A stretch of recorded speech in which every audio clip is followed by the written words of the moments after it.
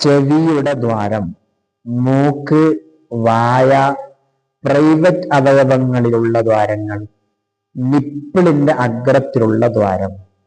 ഈ മംഫവും മഫ്തു തുറക്കപ്പെട്ട ഈ ദ്വാരങ്ങളിലൂടെ തടിയുള്ള വല്ല വസ്തുവും ഉള്ളിലേക്ക് പ്രവേശിച്ചാൽ നോമ്പ് മുറിയുന്നതാണ്. ഇത് കൃത്യമായി പഠിച്ചു വെച്ചാൽ തലയിൽ എണ്ണയിട്ടാൽ നോമ്പ് മുറിയുമോ, കണ്ണിൽ സുറുമയിട്ടാൽ മരുന്നിട്ടാൽ നോമ്പ് മുറിയുമോ, നഖത്തിന്റെ അടിയിലുള്ള ചേറ് കുത്തിയെടുത്താൽ നോമ്പ് മുറിയുമോ എന്ന ചോദ്യത്തിന് പ്രസക്തി ഉണ്ടാവുകയില്ല. പിന്നെ ശേഷിക്കുന്നത് ഇഞ്ചക്ഷൻ ചെയ്താൽ നോമ്പ് മുറിയുമോ.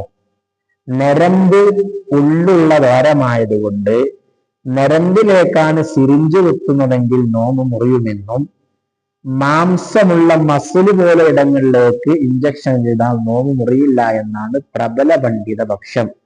എന്നാൽ മസില് പോലത്തതിലും ഇഞ്ചക്ഷൻ ചെയ്താൽ നോമ്പ് മുറിയുമെന്ന് പറയുന്ന പണ്ഡിതർ ഉള്ളത് കൊണ്ട് റമദാനിന്റെ പകൽ അത്യാവശ്യ ഘട്ടങ്ങളിൽ അല്ലാത്ത ഇഞ്ചക്ഷൻ ഒഴിവാക്കലാണ് നല്ലത്.